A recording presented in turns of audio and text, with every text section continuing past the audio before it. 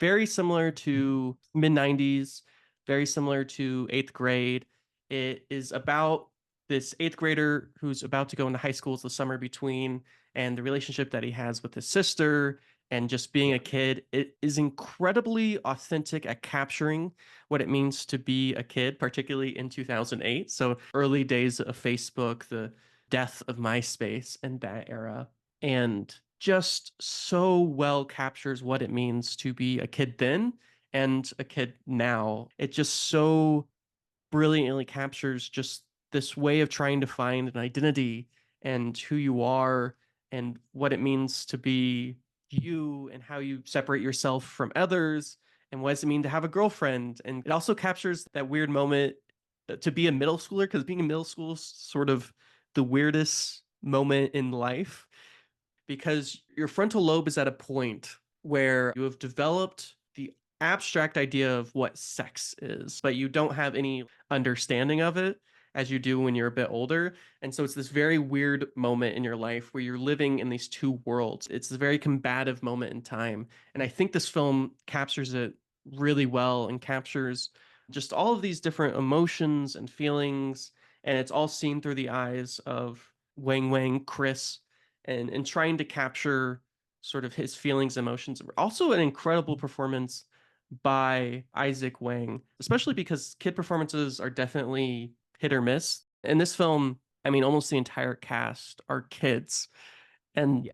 that's not a very easy thing to do. And I think he does it with great success. Honestly, I think Didi is going to go in my top 10 for the year. And especially for a directorial debut, I'm very excited to see where this filmmaker goes. If this is his first film, I think he's a lot of room to grow.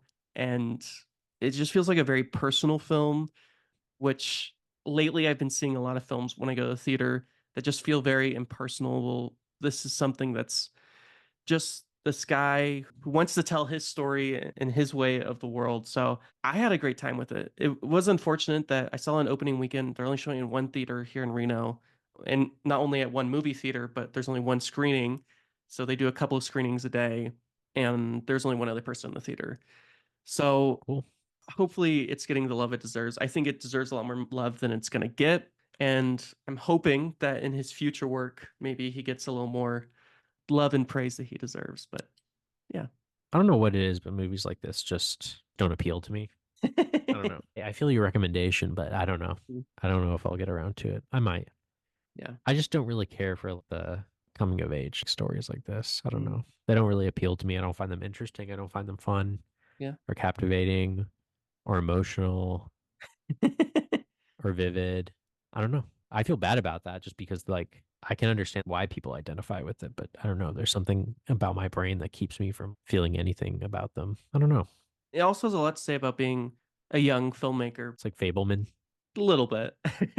I wouldn't say it's Fableman, but it's him discovering his new love for movies and making movies and that sort of thing. So it's great to see that too. And you get to see a bit of yourself in that. I remember when I was in elementary Yeah. school, I had one of those handheld camcorders that had the little push out. You know what I'm talking about? Uh, No, I don't. what do you mean you don't? Whatever you're describing, I They're don't like it's know like a what you mean. silver box, cameras on the end. There's a little flip out for the screen. Oh, there you go. Yeah, I know what you mean. I had one of those elementary school, but ours Yeah, was tape. They almost look like cassette tapes. I have no idea how yeah, we watched them. Oh, I know what we do. So we'd shoot them on tape, but then there'd be like an aux cord that you could plug into a TV. Anyways, I remember as a kid, I made a lot of movies using that camera, and I kind of wish I still had it because that camera was kind of really dope. incredible. But I don't know. Maybe it was just a nostalgic part of being a young filmmaker and remembering the days of Yeah, so cool. just making Yeah, movies for the sake of the fun of making movies, right? You're not making them yeah, for anyone else. You're not making them to become famous or to make money off of them, or so someone will get you funding for your next movie, which I see a lot when I go to these events for filmmakers. And everyone's there is like, oh yeah, I have this feature that I'm working on, and once I get the funding, or once they do this thing, once they do that thing, then yeah, suddenly it's kind of depressing, to be honest, because it's just all these people who are just sitting waiting yeah, to make their art because they're waiting on this one thing to happen, to be discovered, to get the money that they need, to get this actor, to get this yeah, yeah, DP, this camera, this thing, that thing.